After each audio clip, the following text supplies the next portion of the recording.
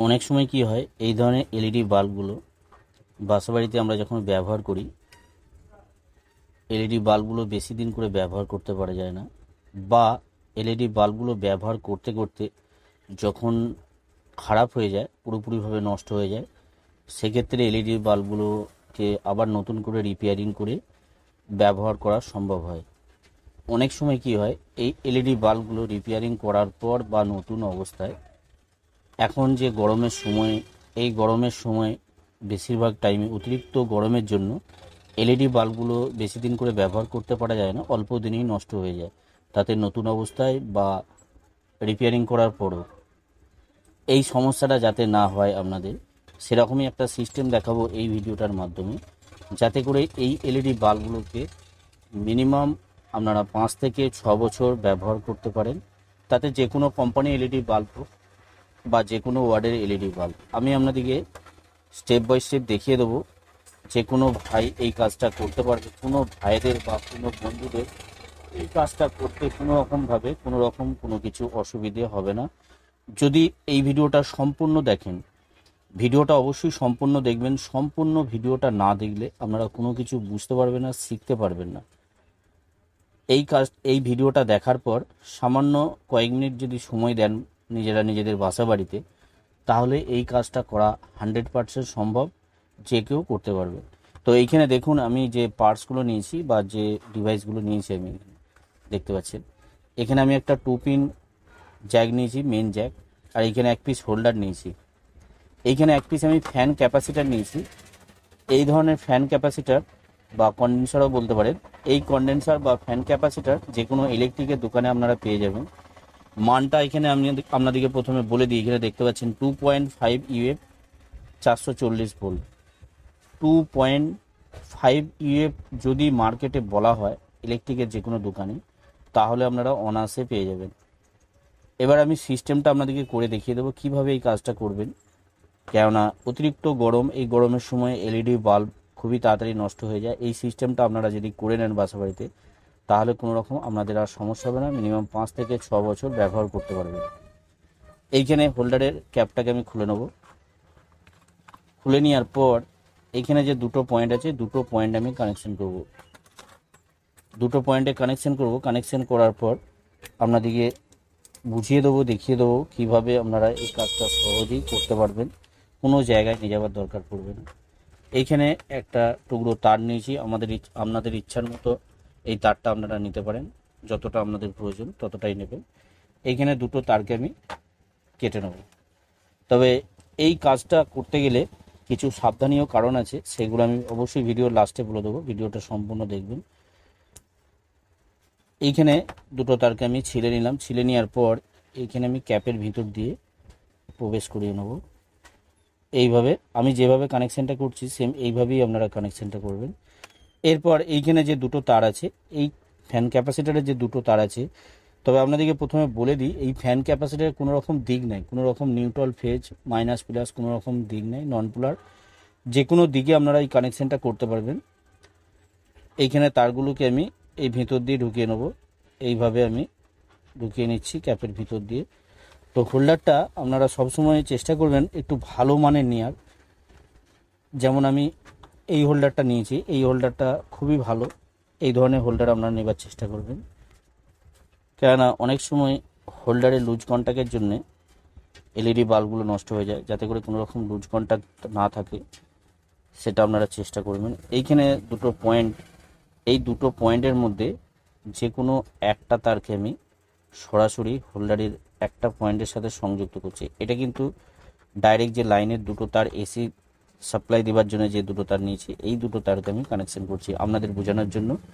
আমি দেখিয়ে দিচ্ছি আর একবার। এখানে এই দুটো তারকে সরাসরি আমি এখানে যে কোনো একটা তারের সাথে হোল্ডারের আমি কানেকশন করব।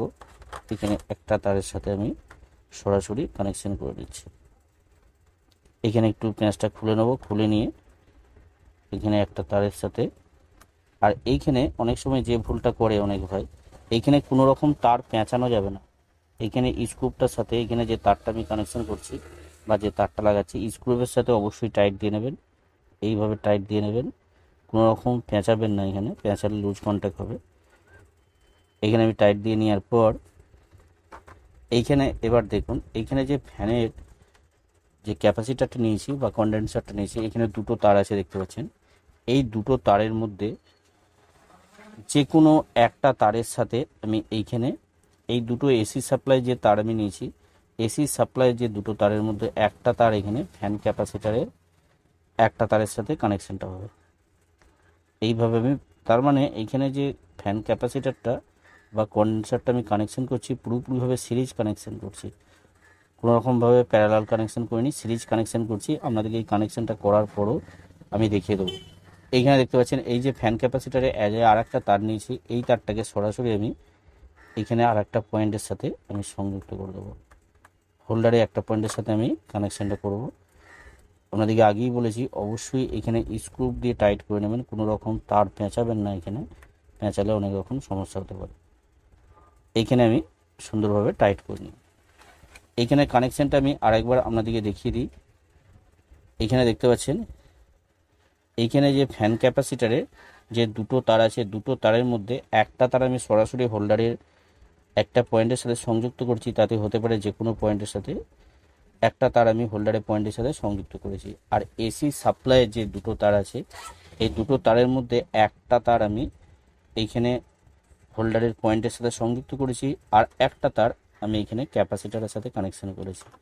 এইখানে ক্যাপাসিটারটাকে আমি ভালো করে এখানে টেপ দিয়ে নেবো, যাতে করে কোনো রকম কন্ট্যাক্ট না হয় বা কোনো বডির সাথে টাচ না হয়ে যায় বা দুটো তারের সাথে একসাথে যাতে না হয়ে যায়, তার জন্য আমি ভালো করে টেপ দিয়ে জড়িয়ে নেবো। জড়িয়ে নিয়ে তারপর আপনাদেরকে জ্বালিয়ে দেখিয়ে দেবো, টেস্ট করে দেখিয়ে দেবো। লাইটের কোনো রকম পরিবর্তন হবে না, লাইট যতটা লাইট ততটাই লাইট থাকবে। প্লাস আপনারা যে এলইডি বাল্বগুলো, এই এলইডি বাল্বগুলোকে মিনিমাম আপনারা 5 থেকে 6 বছর ব্যবহার করতে পারবেন, কেননা এখানে পুরোপুরিভাবে ভোল্টেজটাকে প্রোটেকশন করছে, কোনো রকম হাই ভোল্টেজ আসতে দেবে না।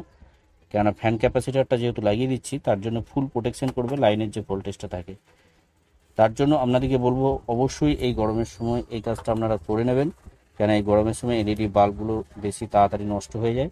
তাহলে আপনারা সহজেই দীর্ঘদিন এলইডি বাল্বগুলোকে ব্যবহার করতে পারবেন। এখানে আমি টেপ দিয়ে ভালো করে কভার করে নিলাম। কভার করে নেওয়ার পর আমি এবার ক্যাপটাকে ভালো করে এখানে আমি এঁটে নেব। এঁটে নিয়ে আপনাদেরকে টেস্ট করে দেখিয়ে দিচ্ছি কতটা লাইট হচ্ছে। এখানে আমার কাছে এলইডি বাল্ব আছে দেখতে পাচ্ছেন। এখানে আমি ভালো করে ক্যাপটাকে এঁটে নেব। এঁটে নেওয়ার পর ঠিক এই পজিশনে থাকবে। এবার এই দিকে আমি একটা 2 পিন জ্যাক নিয়েছিলাম, এই জ্যাকটাকে আমি লাগিয়ে নেব। লাগিয়ে নিয়ে আপনাদেরকে কানেকশন করে দেখাচ্ছি।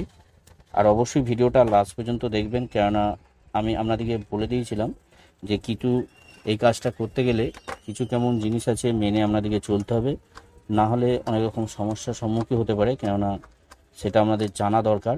সেই আইডিয়াটাও আপনাদেরকে দিয়ে দেবো, অবশ্যই ভিডিওটা লাস্ট পর্যন্ত দেখবেন। এখানে আমি এই জ্যাকটাকে 2 পিন জ্যাকটাকে আমি খুলে নেব। খুলে নেওয়ার পর এখানে সরাসরি দুটো তারকে আমি কানেকশন করে নেব।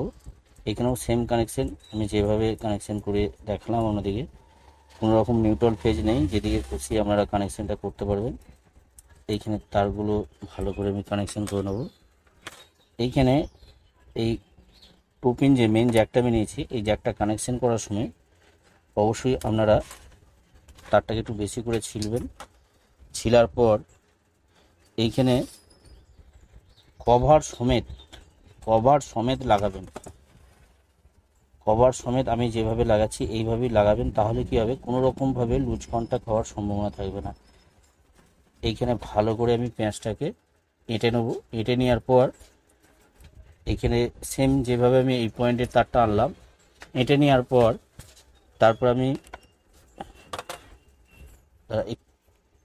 আর একটা যে এখানে তার আছে, সেই তারটাকে আমি সুন্দরভাবে আমি এই দিকটা কানেকশন করে নেব, ঠিক যেভাবে আমি কানেকশন করেছিলাম। কেননা এইখানে কভার সমেত আটার কারণ হচ্ছে, আমি আপনাদেরকে বলে দিচ্ছি, কেননা তারটা অনেক সময় টান হয়, সেই টান পড়ার জন্যে তারগুলো অনেক সময় বেরিয়ে চলে আসে, তার জন্য অনেক রকম সমস্যার সম্মুখীন হতে হয়। কেন কভারটা দিয়ে আমি যখন টাইট করে নিচ্ছি, কোনো রকমভাবে এই তারটা বেরোবার সম্ভাবনা থাকবে না। এখানে দেখুন এখন তারটা যতই টান পড়ুক কোনো রকমভাবে তারটা বেরোবে না, কারণ এখানে আমি স্ক্রুর সাথে ভালো করে এঁটে নিচ্ছি। এবার আপনাদেরকে টেস্ট করে দেখিয়ে দেবো। এইখানে আমার মোটামুটি ফিটিং হয়ে গেল। এবার আপনাদেরকে বাসাবাড়িতে যখন এই কানেকশানটা করবেন, অনেক সময় দেখা যায় যে হোল্ডার লাগানো আছে, ল্যাম্প জ্বলছে, সেক্ষেত্রে আপনারা শুধু এখানে যেমন হোল্ডারে আমি কানেকশানটা করলাম, এইভাবেই আপনারা কানেকশানটা করবেন, আর কিছু করার দরকার পড়বে না। কেননা এখানে আমি আপনাদেরকে টেস্ট করে দেখানোর জন্য আমি এই সিস্টেমটা করলাম। আর এইভাবে এক্সটেনশান হিসাবেও আপনারা করতে পারেন বাসাবাড়িতে, কোনো রকম সমস্যা হবে না। এখানে এবার 2 পিন যে মেন জ্যাকটা ভালো করে আমি লাগিয়ে নেবো। এখানে লাগিয়ে নিয়ে আমি আপনাদেরকে টেস্ট করে দেখিয়ে দেবো কতটা লাইট হচ্ছে, কতটা ইউজফুল। এখানে আমি ভালো করে টাইট করে নেব, এখানে ভালো করে লাগিয়ে নেব। লাগিয়ে নেওয়ার পর আমি আপনাদেরকে দেখিয়ে দিচ্ছি কতটা লাইট হচ্ছে। এইখানে স্ক্রুটা ভালো করে টাইট করে নেব।